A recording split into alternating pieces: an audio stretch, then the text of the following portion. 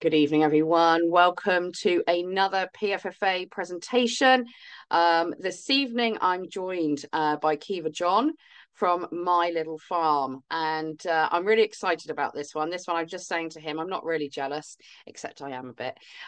We might have to replicate something in my area because I think you guys are going to be really excited by what you hear. I think you're going to find it an inspiration and a motivation, and also a really good guide on, is this something you could look to set up in your area?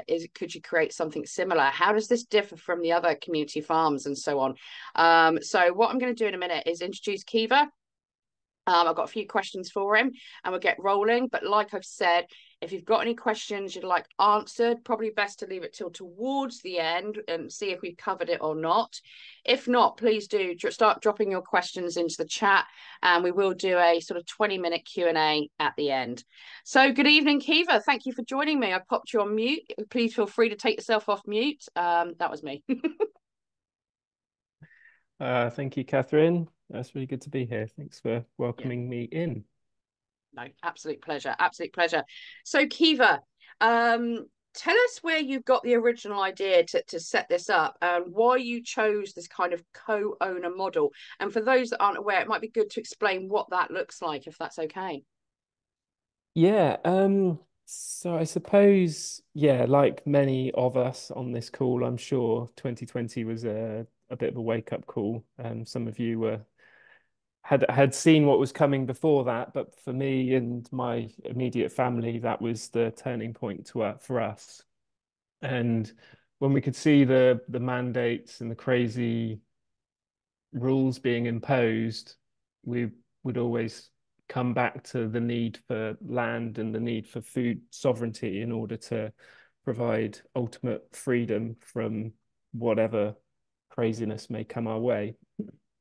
And so the project started out more as a family project. So we were in a position where we could, my father died in 2019 and left the family with some money. And so with my mum and immediate family, we decided that the best thing to do would be to buy some land and set up a small holding essentially. And we'd never grown anything, never had any experience before. And so that first year, 21, we started learning ourselves and learning how to grow food and learning the basics of it. And through that process, you realize how much is involved, how much energy is needed, how much finance is needed. It's a 7 day a week job. You tied to the land, and we began to really understand and grasp. If you want to live the good life, it's a commitment, and you can't live another life outside of that. And we love to travel. Laura, my partner, she's French, and so we like to spend, a few months of the year in France. And we like to do other stuff, with other farmers we were speaking to, in their 60s and they've never had a holiday, never, it's pretty crazy. And so we're sort of thinking there must be that winter of 2021 to 22, we went down to France and we were like, there must be a better way of making this work. Like, how can we provide people, ourselves, as well as our wider community, with all of the good stuff that the land offers, the access to the nutritious food, the connection to the land, connection to like-minded people. All of that good stuff feels so natural and probably innately human, like it's a human need, I'm sure, that we all have to have access to those things, but to do it in a way that we're not completely consumed by the project as well. And we also were looking at other community projects at the time and connecting with other groups. And within those first 12 months of that period, many of those projects were resulting in conflict resolution and all kinds of challenges where you've got a community coming together in a completely non-hierarchical way and trying to purchase land and get things moving and get things done. I hope we'll get there at some point in our sort of development as human beings, but it feels like at the moment we felt that there needed to be a sort of a level of hierarchy and a level of sort of a small group of people taking ultimate responsibility and providing to the community. So it's taken a couple of years to develop the model to where it is now, but this last year we released the option to become a co-owner in the farm, and that is the thing, the key really, I think, that's unlocked the whole project, and it's a really important component of it, is being able to offer people the opportunity to become a co-owner in the farm. And so you become a co-owner of My Little Farm and you can access the benefits of small holding ownership. But we have at the heart of the project a team of people who are ultimately responsible for tending to the land, producing the food. And so our co-owners can come, they can participate, but there isn't the burden of responsibility of, you need to do X number of hours a month in order to keep the farm going. We've developed a model that works with a small group of team of farmers that are passionate about farming, passionate about the land, the animals. They love doing what they're doing, and they can be at the center of our community, and our community can, rather than farmers who are so often invisible in our society, the hard work that they're doing is not seen. Our farmers are clearly seen and valued by the community, and yeah, it feels like we're on the way to sort of figuring something out. It feels like we're moving in the right direction, and this year particularly has been a real shift. I think it's sort of getting. I think a growing number of people are realizing the need to reclaim the land and reclaim our food sovereignty. Yeah. So. Tell us a little bit, Kiva, if you would, about how you found the land, kind of what did you buy? Was there a certain acreage? And did you have in mind what you'd start with? Because obviously it is a process, you can't do everything at once. So, how did you find the land? What did that land look like when you took it on? And then where did you start with in terms of turning that into food production? So we looked at quite a few different pieces of land. We were looking at between kind of we had no idea what we were looking for at the time, but we were just looking at different pieces of land that were roughly within our budget.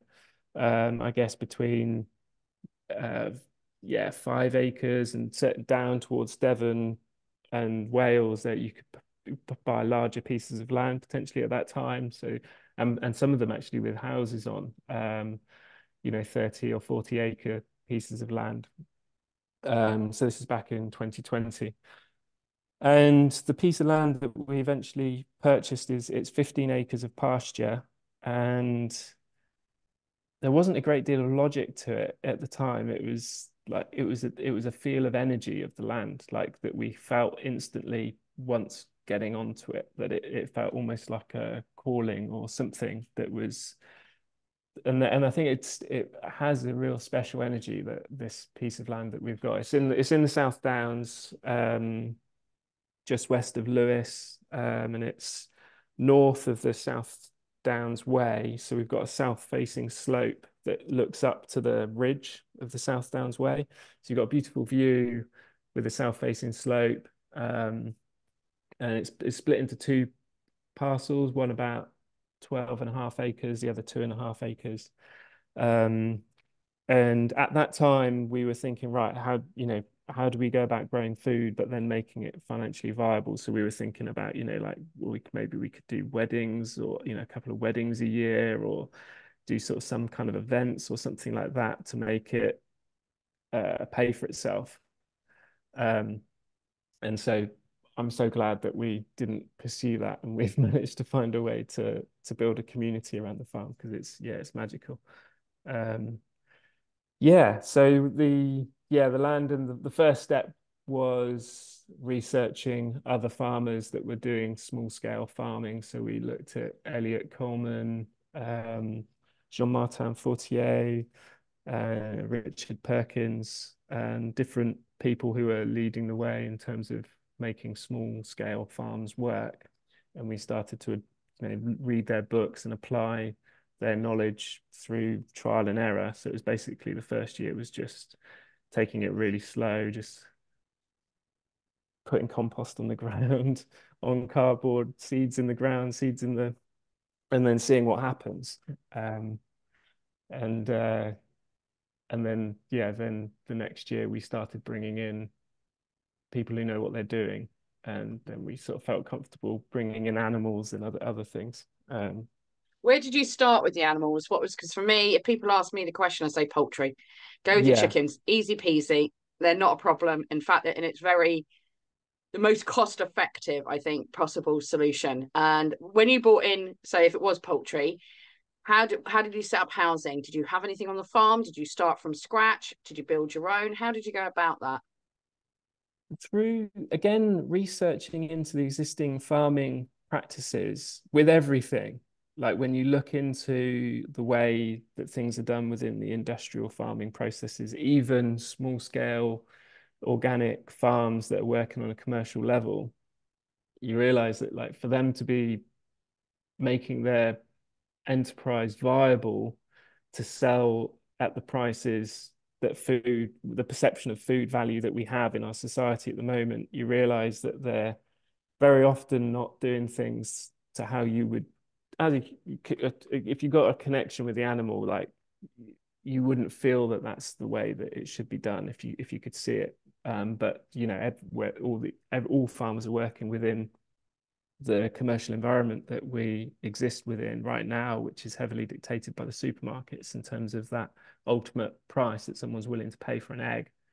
Um, and so with the chickens, you know, all commercial farms, I'm pretty sure in saying any, you know, even organic eggs you're buying will come from what's called a hybrid hen, which is like a genetically modified hen that would be vaccinated at 1 day old, and um, and they'll be, you know, bred basically to produce as many eggs as they can, and then they'll be killed after 1 year, and a new batch of hens will be brought in for the next year, you know, vaccinated day one, and you know, produce as many eggs as they can. After 1 year of laying, their production goes down, so they'll be killed. The baby boy chicks will be, you know, sent straight to the mincer on day one. And so all this, you know, you look into it and it just doesn't feel right. And so we were trying to find a way that we could do it without doing that. And so we were looking at different heritage breeds and non-vaccinated hens and trying to find ways in which we could make it viable, which we're still trying to figure out. The other thing with chickens is they cost a lot to feed, and we're still trying to figure out the best feed that we can provide them with. You know, if it's not soy based, but still organic and affordable to be able to feed them and produce eggs that are just not crazy expensive. Um, so we're still learning a lot. But yeah, the chickens was a learning curve, and we ended up with a variety of heritage breeds. So we got about, I think we got about 30 hens, and all like a full mixture of breeds, heritage breeds, just to see which ones would work best. And where we've come to now is the light Sussex, which is quite apt because it's That's where what we're I would from. always go with. That'd be my first choice. Yeah. And they seem, so we're Because they're now, good utility birds, aren't they? Meat and yeah, eggs. They're great utility dual birds. purpose Yeah, bird. absolutely.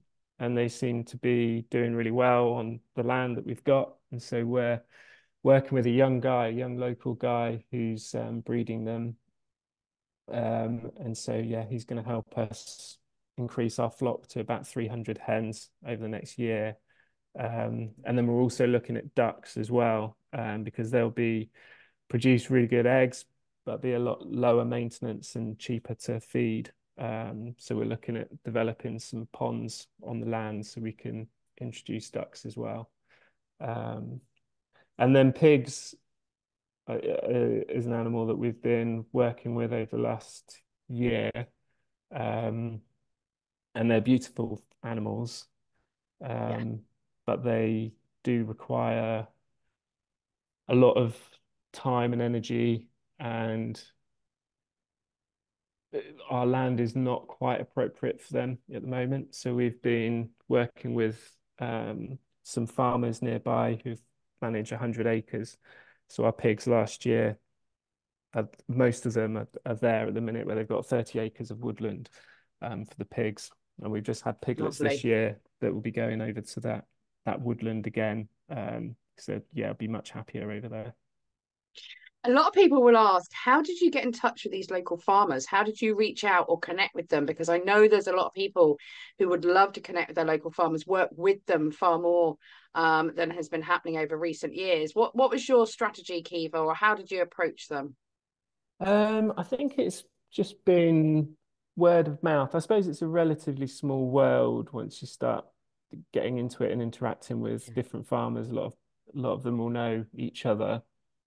Um, and particularly around where we are and up to Forest Row area, there's a few community farms up there, and then those community farms have become Hatch and Tablehurst, they become hubs. And so from them, you've then got a lot of farms that are coming in and out and selling their produce via those those particular farms. So I think it's just been generally word of mouth and just connecting with different people and finding out, just naturally and organically. But still, I think, yeah, definitely surprised that even the farms that are really trying to do the right thing by the land and the animals are struggling to make that a Yeah. viable thing, make it work. And so a lot you end up doing farming in a way that is not best, not right. Yeah. Yeah. Um, but everyone's trying to make it work within the environment. Yeah. So that's why we've been developing the model we have is to try and establish a way that that allows us to farm in the way that we feel is right and make So can it. you explain to everyone here a little bit more about the model and this kind of co-ownership and how that works in reality and how much those guys put in, be it physically and emotionally? What is that model look like broken down a little bit so everyone here can understand? Yeah, so I think first of all it's noticing that, as I say, I think we all have a human need to connect to the land, and we all have that want to have a closer relationship with the food and connection to the land. And so it's basically but also we all live lives within this modern world, and we can't make that full-time commitment. So we've developed a model where we've got an entry into my little farm that's £975, which basically gives you a co-ownership of which we hope will be a growing network of farms across the country. So when you become a co-owner, that £975 is backed by ownership of our farmland, and we can use that money to invest in building our farm and then also invest in other partner farms who are farming in ways that we really believe in, and grow the network. So that we've got that basic level entry of £975, and then from there you then have access to participate in community events at our first farm, which is in East Sussex. We've got community members now all over the country who can connect online through our Signal group or our online portal. And we had our farm shop running last year for the first year, and we learnt a lot, and we'll be relaunching that in June this year. And part of that will be offering national delivery of some elements of our produce. Because I think a key thing is, we all want to do the right thing and buy from our local farm shop, but we also need convenience. And I think that's another key point is what we're doing here is we need to meet a convenience level that can compete with the convenience of the supermarkets. So we definitely want to get the home delivery set up so that just make it easier for people to contribute to a farm that's trying to do the right thing. And And then have you from that had any nine, of Sorry, No, carry on. go on. Sorry. I And was then just going to from say, go on. Go on. all I was going to say was, clearly this model is pretty exciting. It means it's a really manageable way financially, physical energy in terms of developing the farm, moving it forward. Do the other farmers locally, have they commented? Have they looked at you and looked at what you're doing? And did they at any point say, "Oh, I think you're mad," or did they say, "Actually, this is great," or did they comment at all? Yeah, that most farmers have been quite dismissive of it and said, "Oh, good Okay. luck with that." It's. I think there's a lot of farmers that have been doing it for a long time and are pretty worn out by it, and they've they've got a lot of knowledge and wisdom in terms of the farming side of it, but maybe a disconnection from the act what people actually want, Yeah. and especially right Well, they've been now. removed from the situation, haven't they? The Yeah, supermarket models and everything's been set up, this yeah, centralized production system. Farmers have been removed from their local communities. And from the PFFA point of view, that is something we'd love to bring back in. We'd love to see farmers reconnect with their community and understand what that community wants from them so they can work together. And there'll be far more, harmony and balance, and also far healthier for everyone involved. Sorry, carry on, yeah, Kiva. yeah. That's right. And I was surprised when connecting with a lot of farmers that even organic farmers that have been tending to the land organically for 20 or 30 years that are not, awake in that sense. They don't seem to grasp the bigger picture and the coordinated effort that's happening to remove, um, make it hard for farmers. It seems to be I've been surprised. I thought they would be the first to see it. And I, yeah, naively assumed that they would all be on the same page. Mm, And so, yeah, like, yeah, I've struggled to find other farmers who, are on the same page with it. And so that's been a struggle as well, I guess, because you were asking questions about, you're wanting unvaccinated animals and, making requests of, and sort of, and often there's a blank face as to, well, do you want that? Um, so it's yeah, but I do really, really hope that yeah, more people will awaken, and it feels like it's happening, particularly this year. It feels like absolutely. it's a real I was speaking to somebody earlier, and I think the way it's going to go is it's going to be consumers. It's going to be we, the people, that communicate with farmers. It's we, the people, that will make it happen. I think the consumers have a lot more power than they realise, and they can work really closely with their farmers. Now, the farmers will either get on board, or what we will see happen is consumers will find land. People will find land one way or the other. We're actually setting something up at the moment, very, very early days, but whereby people who've got little pockets of land, of which we've had a number of emails about from varying places across the country, offering bits of land they're unable to work on themselves, and then doing a bit of matchmaking with a suitable group in the local community who could farm that land. And that's why our campaign is more farmers, more food. We want to see more people out there getting involved, and your model is just fantastic to support people doing that. And you don't necessarily have to buy the land. Sometimes there will be people out there, so we will keep people posted on that. It's going to take some time to set that up, but we would love to match make those with land and those without, and join the dots and hope that those can work together and start making this happen. And your model is fantastic. And whilst I absolutely understand the need for an element of hierarchy at the moment, because we are going through a transition, humans are going through a transition at the moment, and we know where we want to go, but we also know some of us haven't quite figured out what that looks like or what that feels like yet. So we're on a journey. So there has to be an element of that quite often, because we've seen it through PHA, not so much PFFA, but through PHA. And like you say, the conflict resolution becomes actually a massive part of what you end up doing.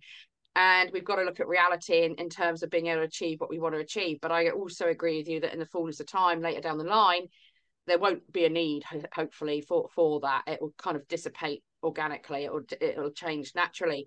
So in yeah. terms of what you've achieved so far, What are your plans for the coming year or so? So you started off with kind of veggies, down that route, salad items, I would imagine, brought in some poultry, brought in some pigs.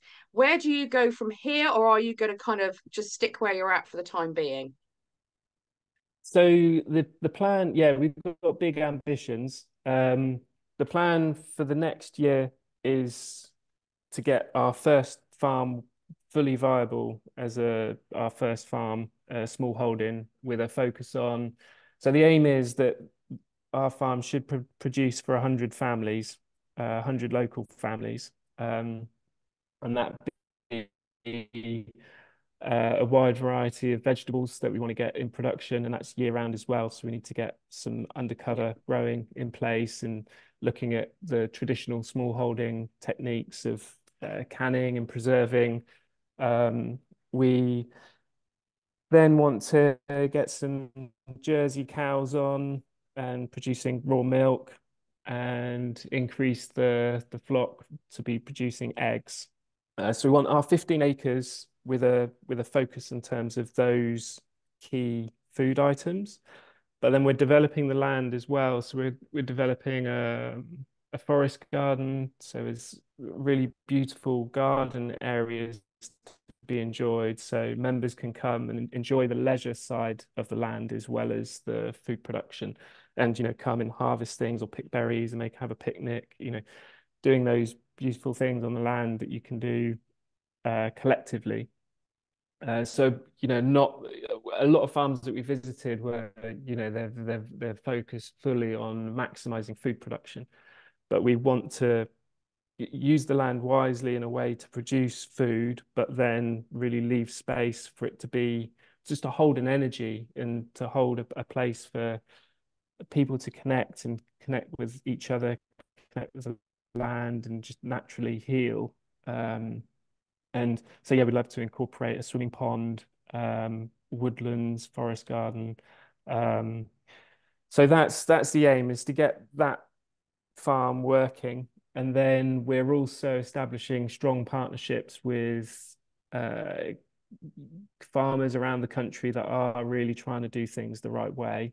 And so use our co-ownership model to bring that funding in and then channel that towards, whether it's a little micro dairy that we're talking to in Devon at the minute. We can help her in terms of provide her with a consistent customer base, invest in her enterprise, so to give her and to highlight her as well within our community to show the work that she's doing, connect the consumer with her.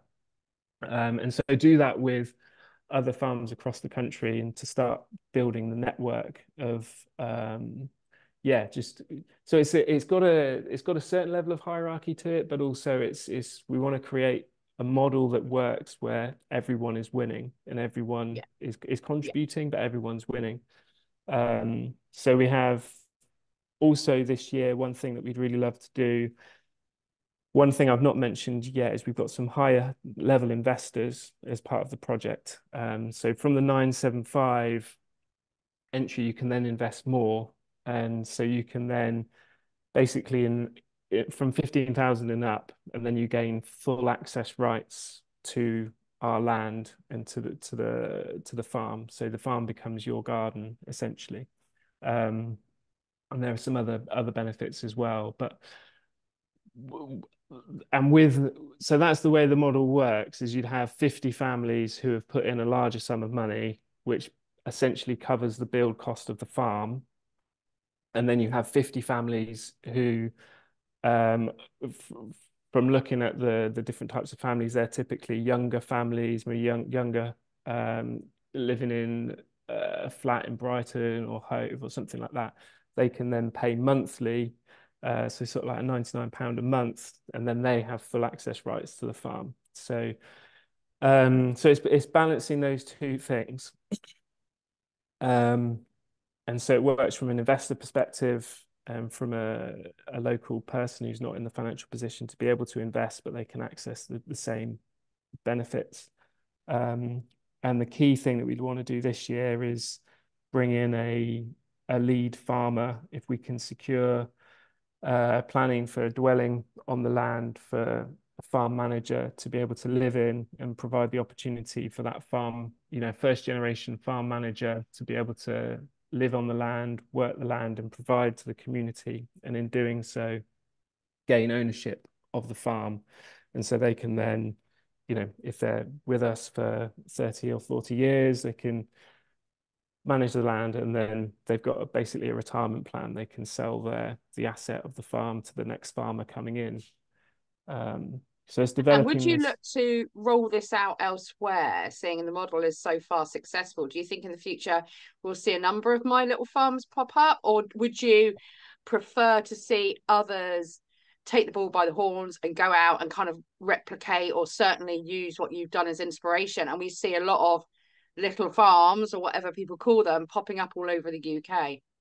Yeah, we would love to see more people doing it. We're going to be doing it one way or the other.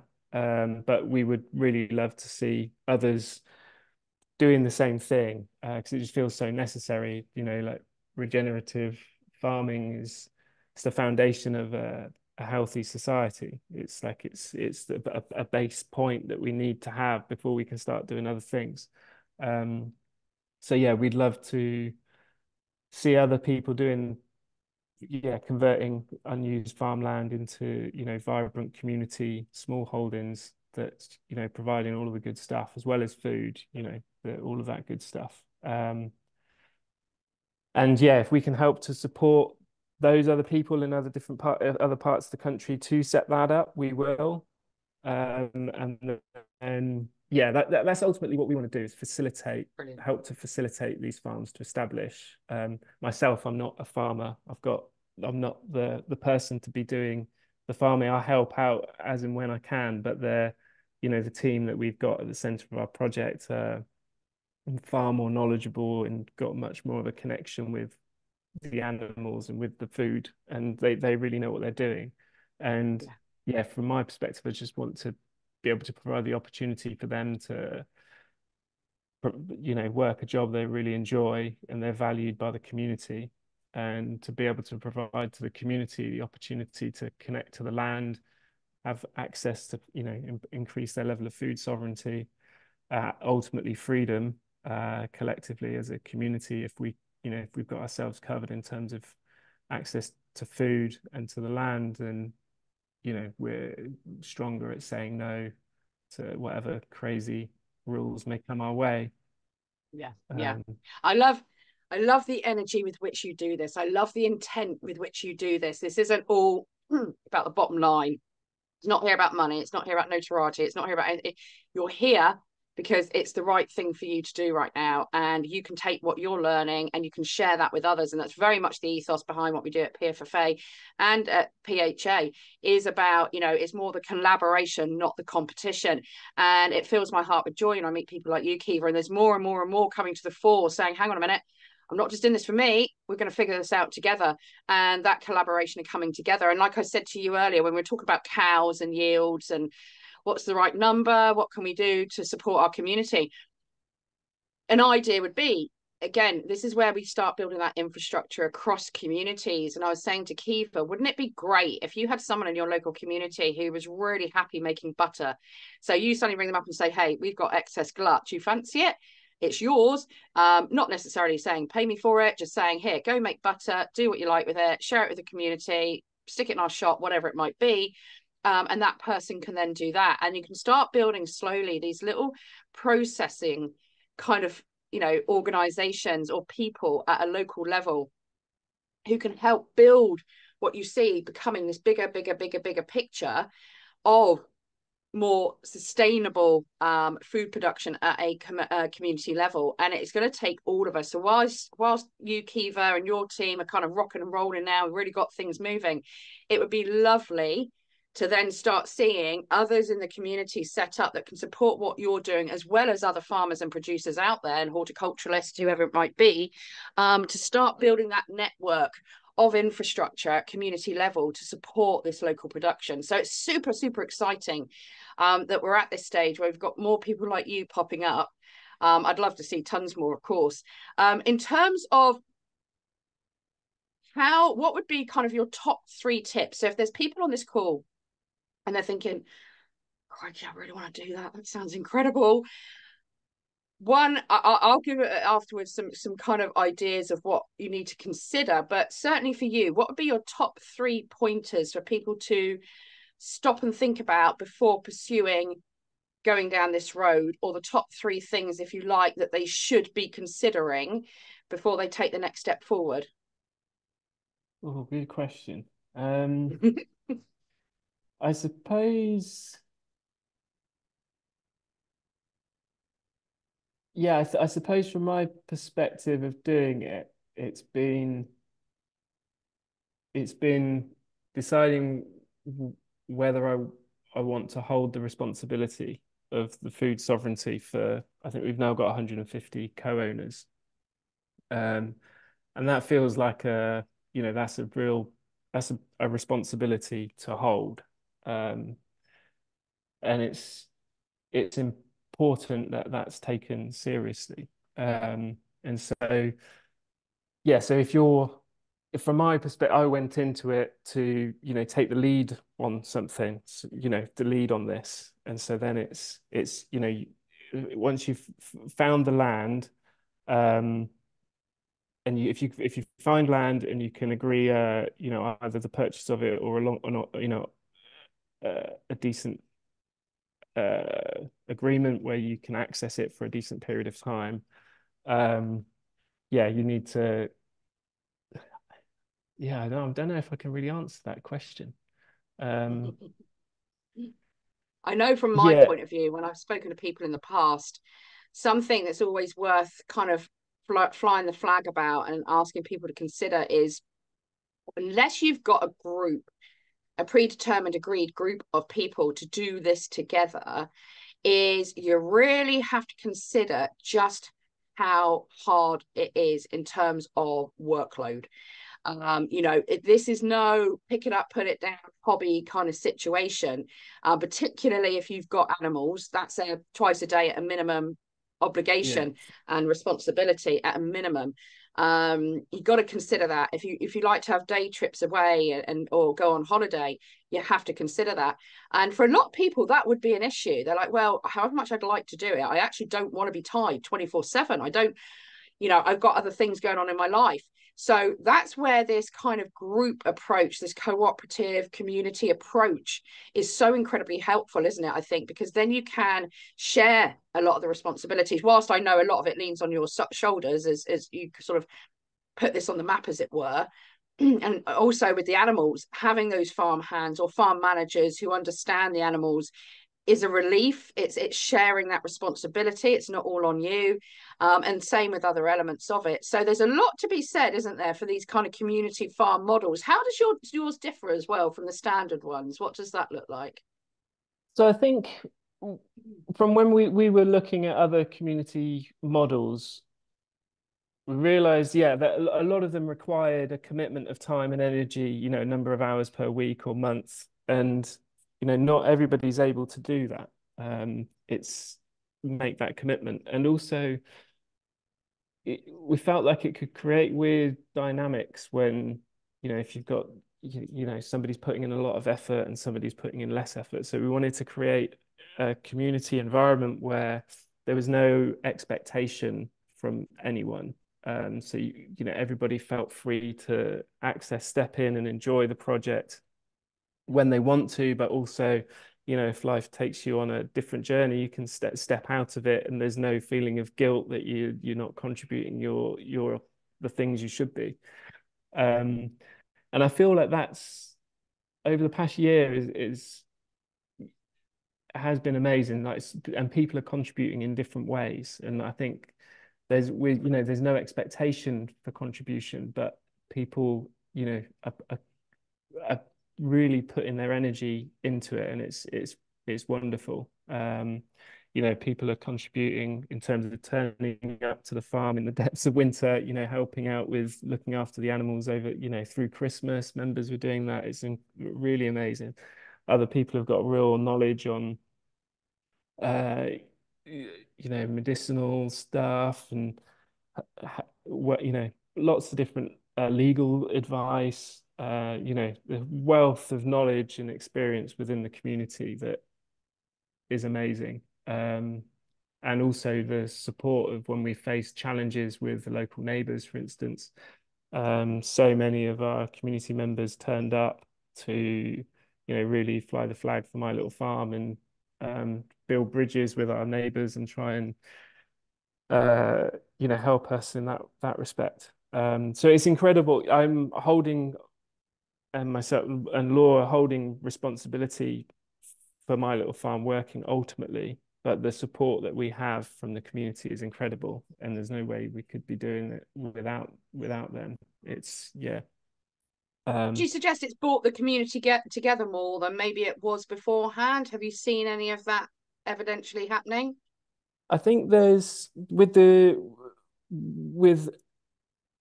providing the opportunity for people to become a co-owner of the farm, I think that has shifted it because that, you have that ownership of it, you take that pride, you feel that connection to it, then you may not do if you were just simply a customer of a farm. Yeah. Um, um, and I think that I can really see that working. People having that pride in the land and the farm and wanting, and that everybody's incentivized for it to succeed. Yeah. Whether that's the farm team, ultimately, the community members, it's creating a system, a model where everybody is invested in the success of my little farm. And I think it's absolutely key. When we were kind of originally, way back when, kind of planning the modelling for the People's Health Alliance, it could have been very, very easy for the core team to get the money in, organise setting up the hubs, making it happen across the UK. But actually, what you want is people taking ownership, people being involved, people enjoying what's being built, being a part of that, creating that team, creating that environment, that positivity, that energy, but also by taking some responsibility for it. And if you care about something, you're passionate about something, it's so much easier to step in and take a shared responsibility role to create something new. People are, people are going to care about it. If they put a lot of time and energy into it, they're going to care about it. And that's why we wanted to sort of roll the models out for communities to jump on, for them to do. It's not about us, not about what we're saying. It's about what you guys are doing. It's not ours, it's yours. So you can take ownership of that and you'll have pride in, you're going to become very, very fond of this project. You're going to become very, very attached to this project and it's going to be part of yours. All of you, it's going to be part of yours. So I think I love that about what you're suggesting as well, is the fact that people can become impassioned by something that they care about and take responsibility for in their own right, in their yeah, own way. And a lot of what we're doing now, all of us, is about decentralizing the current power structures and it coming back to the people and back to communities. And what you're doing just epitomizes the kind of ethos behind what we'd personally love to see happen. And I think for a lot within, if you like, the movement, who are impassioned about bringing back local production and seasonal production and working with the animals in a way that's natural and healing the land that, let's face it, so much has been decimated over the years. So it fills me with joy to hear this because it really is a fantastic model, and I think you guys have got a lot to kind of give yourself a bit of a pat on the back for that one, because I know just how much hard work goes into these things, and it can be really quite stressful sometimes in the beginning, certainly when you're trying yeah, to establish these things. But then I think, based on what I've seen with other groups and other farms over the years, you then come to a place where you find far more equilibrium. Things start to balance and kind of level out more, and it just becomes a very beautiful experience. Work, and you've got to get on with it, but it becomes a very, very beautiful experience. Are you finding that more and more people are becoming more and more interested this year than maybe others in terms of overall interest in food production and what that looks like? Because I think there's been a real awakening to food and food production and farming this year. yeah, definitely. There's definitely, yeah, a real growing interest that we're seeing come through with the number of applications we're receiving from people wanting to become members of my little farm. Um, the thing I'm concerned about is being able to find the young farmers that are really passionate about working the land. So we need to find as many, you know, farmers as we can and provide them with the opportunity to, you know, gain ownership of the land that they're working and managing. And at the moment, they seem to be quite hard to find. I think it So will be consumer led. I genuinely think it will be consumer led. I think yeah, if enough of us, and I think it's coming, and I think it's actually going to come quite thick and fast, if enough consumers suddenly stand up and go, hey, hang on a minute, we've just figured out what is going on here in terms of the control of the food production, how unhealthy food production is, the damage it's causing the land. Some of them aren't so great for the animals, let's be perfectly honest. And I think consumers are going to drive this. And I think we're going to see more and more consumers become small farmers. And what I think will happen is we will eventually reach a tipping point when farmers will notice, or the majority, I'm generalizing a lot here because some are completely aware already, but then farmers will notice what's going on and they'll start looking around, and all of a sudden their current routes to market are going to be stagnated or not as popular, and they're not going to, they're going to start seeing what others are doing. And actually we can lead by example by saying, well, actually the models we want to see are smaller, more mixed traditional farms that serve the local community, that work in a seasonal way, that rotate the animals with the crops, etc., and are healing the land. And the more farmers that do that, the more A, is going to make it more affordable to have good quality food throughout the UK. But B, and very importantly, those farmers are going to find themselves making a better profit in the long run. It might take a little while, but they're going to get a better profit in the long run because they're cutting out the middlemen. So I think we're going to see this to be a consumer-led revolution, food revolution. And I think that will then eventually impact the remaining farmers who aren't on board, and they'll have a choice. You either get on board or you don't, and that's completely up to you, yeah, but it's happening anyway. And I think that's where we're headed. yeah, I hope so. Yeah. So Kiva, before we go on to a Q&A, so guys, if you've got questions, if you've got thoughts, if you've got something you want to share, start dropping them in the chat now. I'd be keen to sort of offer you guys a bit of time for Kiva to come back and forth with you. If you've got any questions, thoughts, ideas, something you don't understand, there's no such thing as stupid questions, please do put them in the chat and we'll open that up in a minute.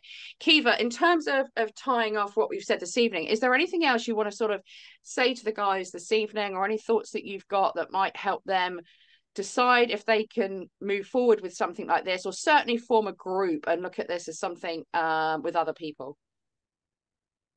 Yeah, I would really encourage anybody um to do what they can to move this movement forwards. I suppose, yeah, we if anybody knows of any good farmers that are producing good food in a good way, then please point us in the direction of them. I,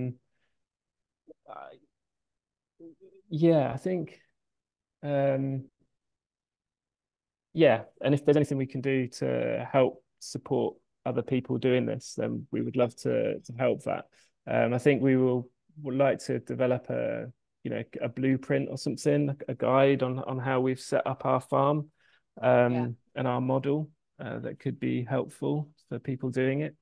yeah, Um, yeah, that'd be yeah, great. because I think that the tricky thing is coordinate. You know, if you've got 100 families, is you need a central space where you're providing a level of coordination for those 100 families. I think it's very hard for 100 families to come together equally, and you need someone at the center who's sort of holding the responsibility for those families. I think we need that at this moment in time to make effective change. We've very much encouraged communities to elect one or two spokespeople who can act as a kind of go-between between the community, between the farmer. Go out there and speak to your farmer, speak to your producer, understand kind of what their yields are, what's their capabilities, and keep it in reality. And then you can go back to the community and say, well, look, we can get 50% of what we need from this farmer this year. They're going to look to do more next year, potentially. I don't know how those conversations will roll. But then you can then reach out to another farmer on a local level and you can start connecting all the dots up. And it is better if somebody in the community can coordinate on behalf of the community for the farmers or producers, because otherwise it gets really messy really Yeah, quickly. But that's very achievable. And again, there's information on that on our website. So please do go and have a look if you're interested in that.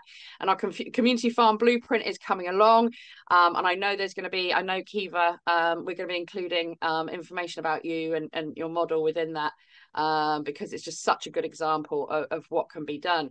So what I'm going to do is go over, see if we have got a few questions coming through. So Samantha, but you do need knowledge and experience to be successful.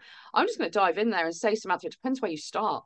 Personally, I read some books before I started rearing my own meat. I started with poultry, kept it nice and easy. And I started with a bit of soft fruit and a bit of veg and a bit of salad, and kind of went from there and started growing. But you don't need tons and tons of knowledge and experience to create a starting point. Would you agree, Kiva? You can just start low key to start with to get you moving. Yeah, I mean, we knew nothing. We really knew nothing. Um, yeah, you can just it's just and even on a small scale in the back garden or you can yeah, just through doing what I find through doing is my best way of learning. Yeah. Yeah. Yeah. And if you're at home as well, experimenting with plants and fruits and everything else is a great way to go. But if you want to start with animals, honestly, get yourself a trio of chickens. Just get three to start with. Maybe ex-bats because they're just so cool and they're great layers. Um, and it's not expensive to keep chickens, relatively speaking.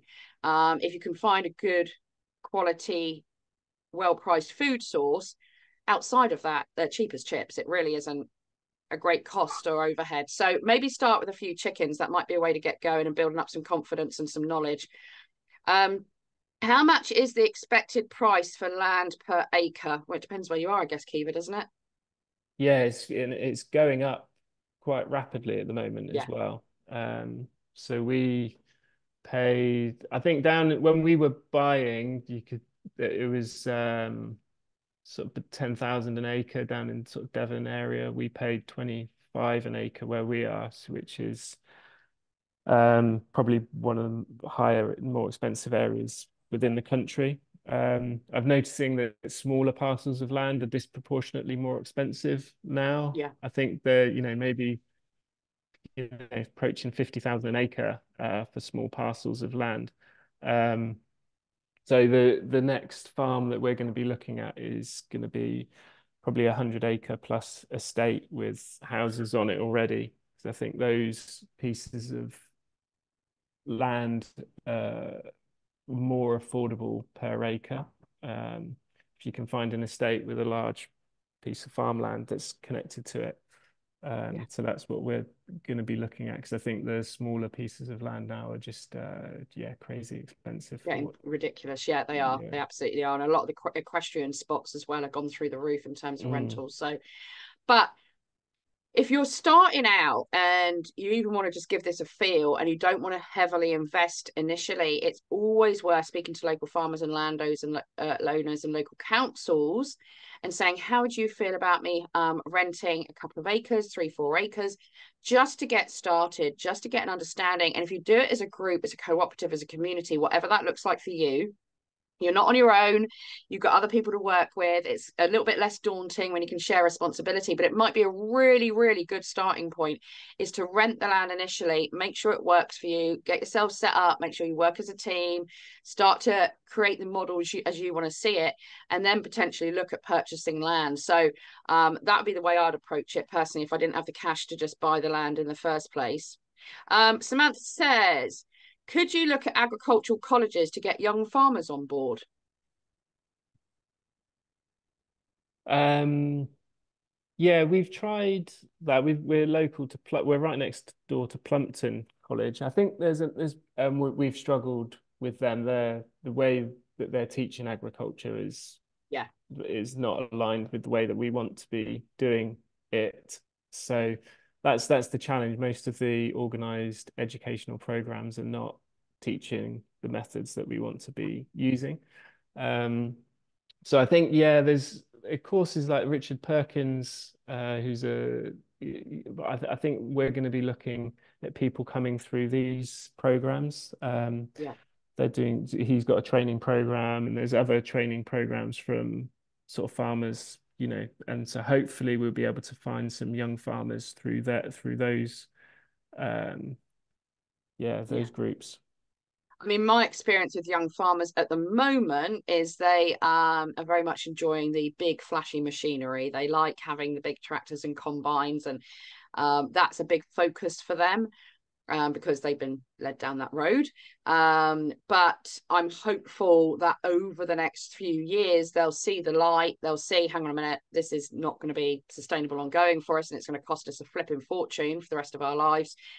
And they'll start to see what other models are out there, and hopefully we can help guide them at that point. But I do agree with you, Kiva. It's probably not going to be hugely beneficial at the moment. Um, Margaret asks, hang on a sec, Margaret, I can't get your question to stay still. Bear with me. We're nearly there. How do we find other people to work with us? Is there any way that you could make, with permissions, WhatsApp groups for areas? In that way, in that way, we could be in touch with others to move it forward. Potentially, Margaret, we've just recently put together groups of PFFA ambassadors, regional ambassadors. We've got 19 at the moment, just formed a group. So we're working on that right now to get those guys, if they want it, trained up into a space where they're happy to go out and represent PFFA in their community with farmers, with consumers, with processors, and all the rest of it. Like I say, we will be looking to do some form of a match make in terms of land with people or groups, community groups who would like to get growing and rearing.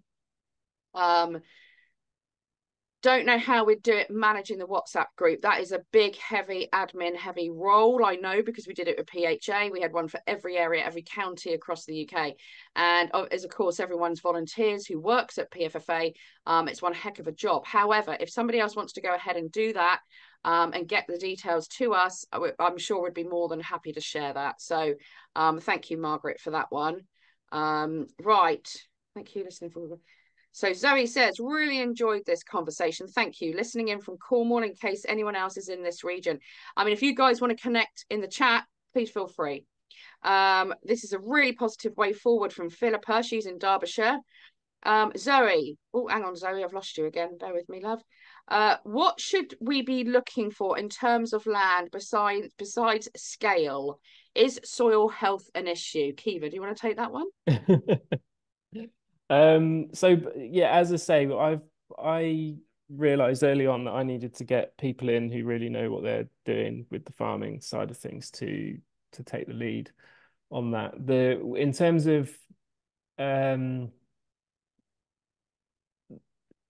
of vegetable growing, we use a no dig method where it's very highly intensive with compost at the start, and so with that method, the soil health is not as important.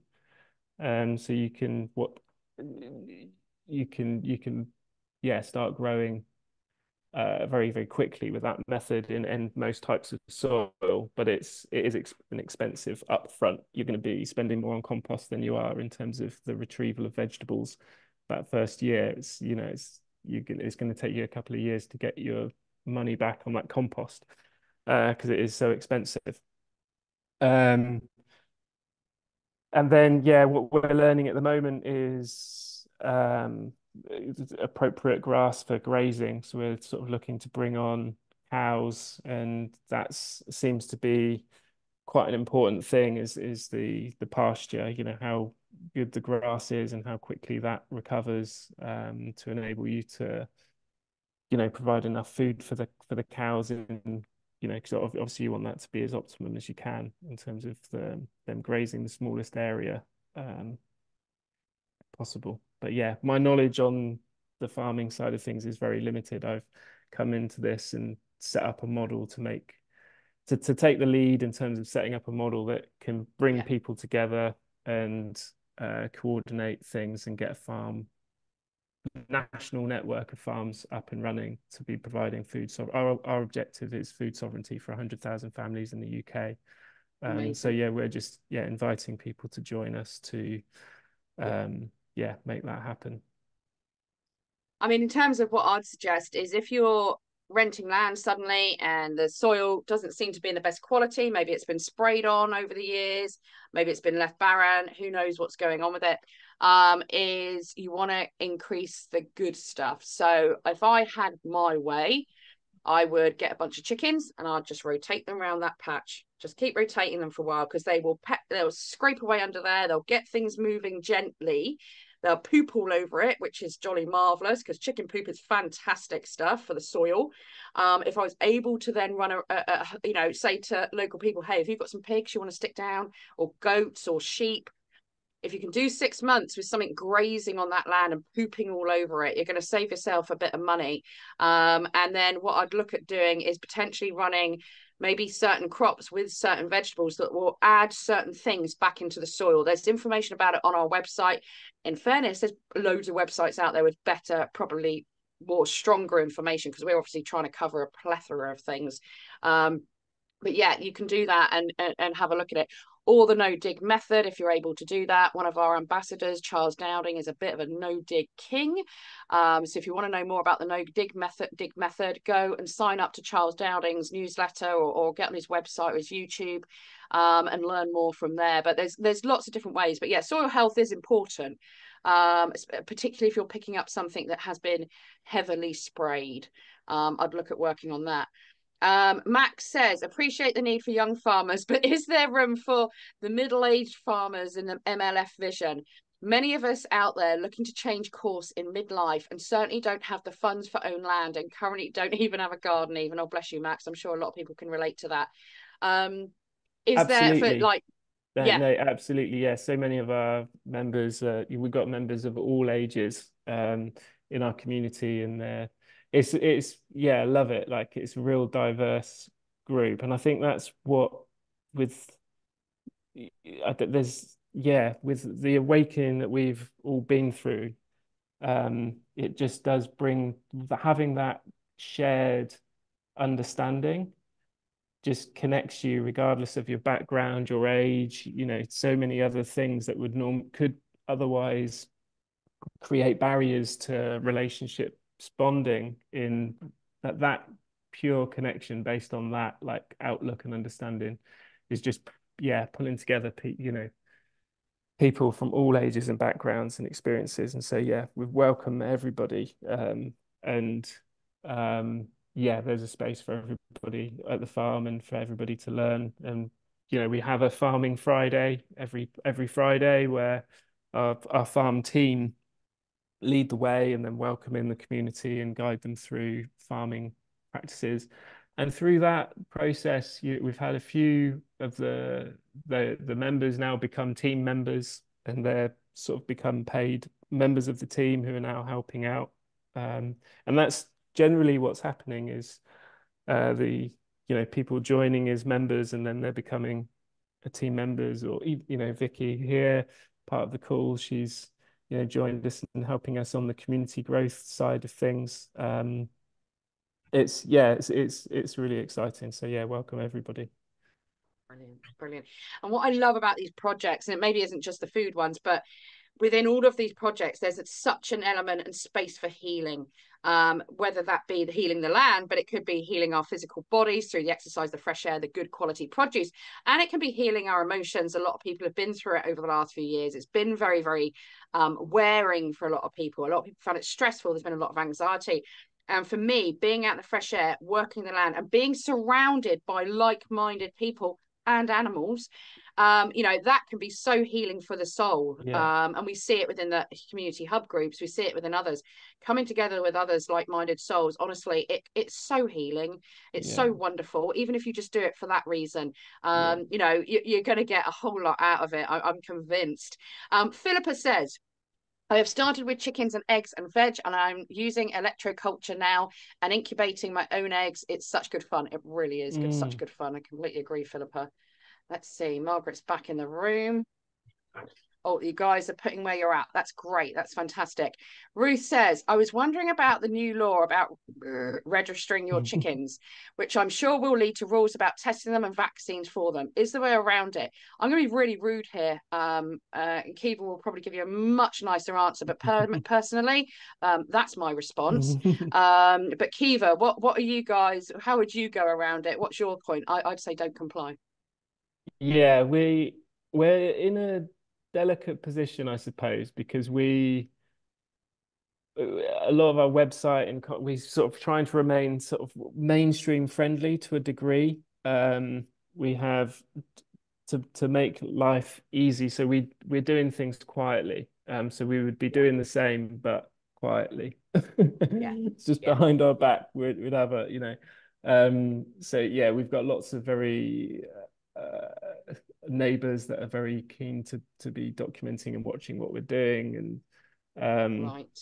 and so and I think when you're trying to do something at scale, you know, we're gonna face opposition at some point, one way or another. So we're just trying to do the right thing to the way that we believe is right, and being transparent with our community about how we're doing things.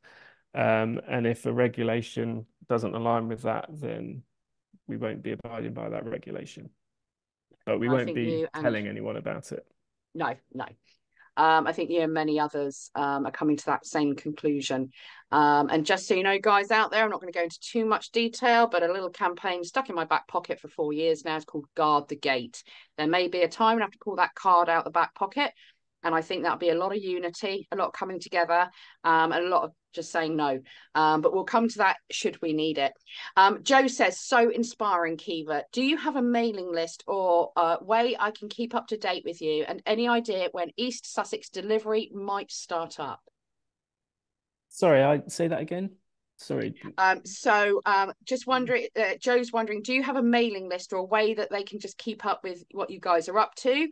And secondly, any idea when East Sussex delivery might start up? Yeah, absolutely. Yeah. So from our website, there's at the very top of the website, there's a join, find out more, or join waiting list, or join newsletter list or something. You can put your email in basically. Um, and then from there, yeah, we are officially launching our farm shop in on June the 22nd. And so from then we'll be, yeah, delivering locally. So we're based near Lewes. So we'll be delivering to sort of Brighton area up to sort of Haywards Heath area, sort of around, you know, maybe a 10-mile radius of Lewes, sort of rough in terms of fresh produce delivery. And then we'll be doing national delivery of food items that are appropriate for national shipping. So we want to get a bone broth, um, raw milk kefir, sauerkraut, frozen meat, you know, vaccine-free meat, um, eggs if it's feasible. I think there's a stupid regulation that says you're not allowed to post eggs, but I'm not sure about that one. But yeah, if we should be up and running with that by late June. Brilliant. Absolutely brilliant. Absolutely brilliant.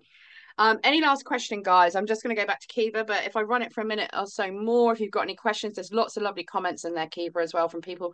And what I love seeing, guys, is you guys are connecting online. That is fantastic to see little groups now just starting to form on the back of this conversation. And it really can be as simple as that as your starting point. And I'd say to anyone out there, if you missed out on being a PHA regional ambassador, drop us an email. We can get in touch and talk to you. And if any of you guys want to support Kiva, support My Little Farm, want to get involved, can you tell us, Kiva, the best approach, the best way to do it, and what your website address is, please? Yeah, so the website is mylittlefarm.uk, and from there you can find out more about what we're doing, and you can register your interest to become a co-owner if you'd like to, or you can drop us an email at hello@mylittlefarm.uk. Fantastic. Fantastic. No other questions come up. Just lots of thanks from everyone, Kiva, for your time. They're really grateful for this conversation, as Zoe put it. And Joe, yeah, very, very welcome, guys. Kiva, thank you so, so much for your time today. I think this is fantastic. We're going to be sharing this recording out. I know there's a lot of people contacted us who couldn't make it this evening, but are really keen in learning more. And I'd ask you to share this out everywhere to anyone that you know who is, if they're awake and aware, even if they haven't expressed an interest in food and farming. It's really important that we get these models out there and people understand just what can be achieved in what is really a relatively short space of time. But obviously this year, We are going to look at potentially food price hikes. We're going to look at a bit of a shortage incoming. So I'd encourage everyone, more farmers, more food. I don't care if you're in your back garden growing cress and tomatoes and salad leaves or whatever it might be. It would be fantastic to see everybody becoming a little mini farmer in their own right, even if it's in their garden. We can't all necessarily quite quickly get to the acreage, but we can do something now. We can all do something in our gardens. And I think it's really, really important for everybody as well to, if you're particularly if you're in a rural environment, try and connect up with your farmers or your producers at a local level. Approach them. You haven't got anything to lose.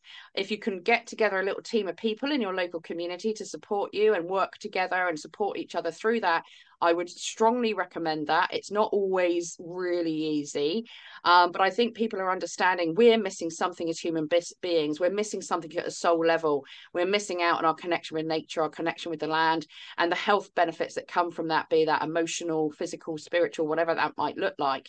And this is a change. We're now reaching a food revolution, but the most beautiful, soft, wonderful revolution that we could have it is the fact that we're saying no to the government, to the supermarkets, to DEFRA. We want to see it happen a different way, and we're going to start making it happen ourselves. So congratulations to all of you out there who've made that first step and started looking at growing your own or forming community growing groups, or even those who might have reached out to your farmer already.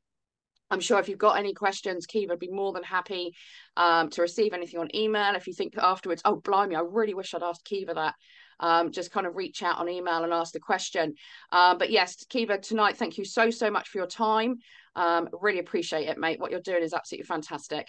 No, thank you so much, and thank you for all that you're doing as well. You really value you working away at sort of pulling this all together. So thank you. No, my pleasure, my pleasure. And thank you to all who attended this evening. Go, have a wonderful evening, relax, take what you've learned, inspire others, make it happen. And before you know it, we'll be food sovereign. And yeah, God bless to everyone. Thank you.